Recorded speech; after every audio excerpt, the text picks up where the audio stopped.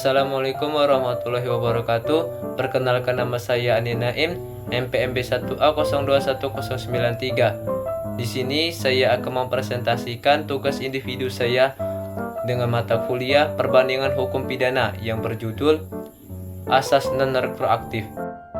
Pengertian asas non-retroaktif itu sendiri adalah undang-undang hanya mengikat untuk masa depan tetapi tidak berlaku ke masa belakang. Jadi perbuatan seseorang haruslah diadili menurut aturan yang berlaku pada waktu perbuatan itu dilakukan. Dengan kata lain, seseorang tidak boleh dihukum karena suatu perbuatan yang sudah lewat. Sedangkan undang-undang yang menentukan bahwa perbuatan itu merupakan kejahatan baru datang kemudian hari.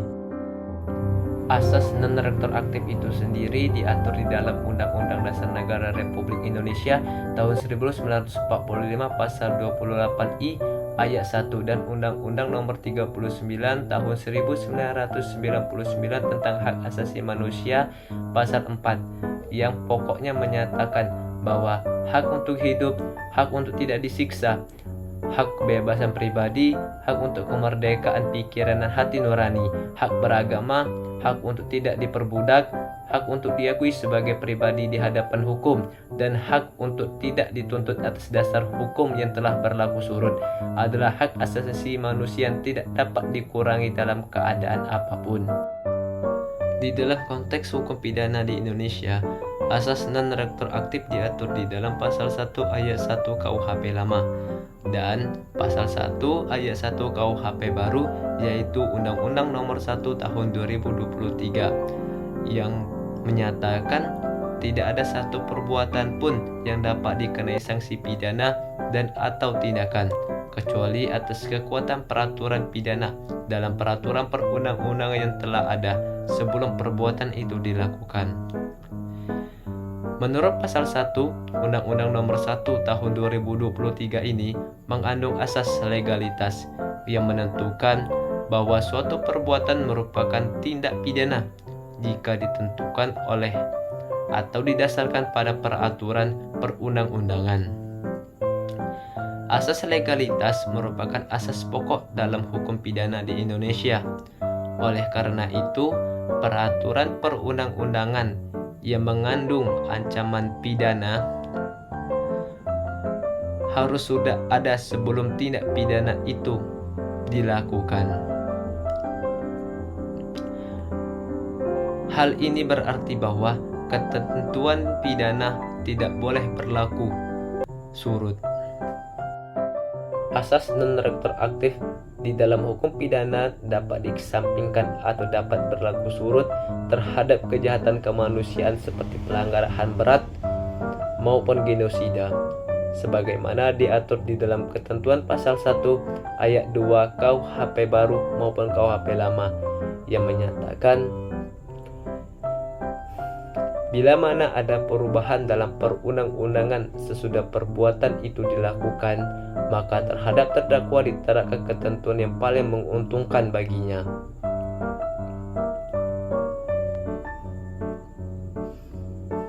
Berdasarkan pasal 1 ayat 2 KUHP ini, dapat dipahami bahwa suatu hukum yang lebih baru dapat berlaku surut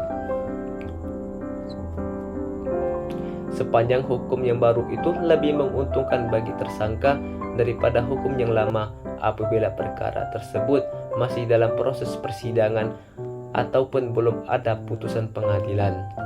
Selain itu, pasal 43 ayat 1 Undang-Undang Pengadilan HAM juga mengatur mengenai pengecualian penerapan asas non-retroaktif yang menyatakan bahwa pelanggaran hak asasi manusia yang berat terjadi sebelum diundangkannya Undang-Undang Pengadilan HAM diperiksa dan diputus oleh pengadilan HAM ad hoc. Hampir seluruh negara di dunia mengandung asas non-retroaktif di dalam hukum nasionalnya, seperti Indonesia, Perancis, Jerman, dan Belanda. Asas non-retroaktif di Indonesia sendiri diatur di dalam pasal 1 KUHP baru maupun KUHP lama yang menyatakan tidak ada satu perbuatan pun yang dapat dikenai sanksi pidana dan atau tindakan, kecuali atas kekuatan peraturan pidana dalam peraturan perundang-undangan yang telah ada sebelum perbuatan itu dilakukan. Kemudian Perancis juga mengatur asas non-retroaktif itu sendiri di dalam pasal 8 Konstitusi Perancis tahun 1789 yang menyatakan tidak ada seorang pun dapat dipidana berdasarkan hukum yang disusun dan diundangkan sebelum delik tersebut ditetapkan secara legal.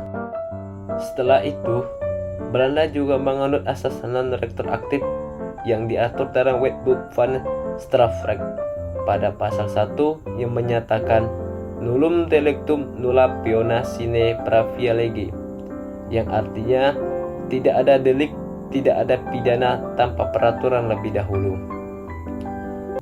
Dan yang terakhir yaitu Jerman juga merumuskan asas non-retroaktif itu di dalam Undang-Undang Dasar Republik Federal Jerman pasal 103 ayat 2 yang menyatakan suatu perbuatan hanya dikenai pidana apabila perbuatan itu diancam pidana berdasarkan undang-undang yang berlaku sebelum perbuatan itu dilakukan. Keempat negara yang saya sebutkan tadi tentu memiliki persamaan asas non-retroaktif. Di antaranya, yang pertama, menjamin kepastian hukum.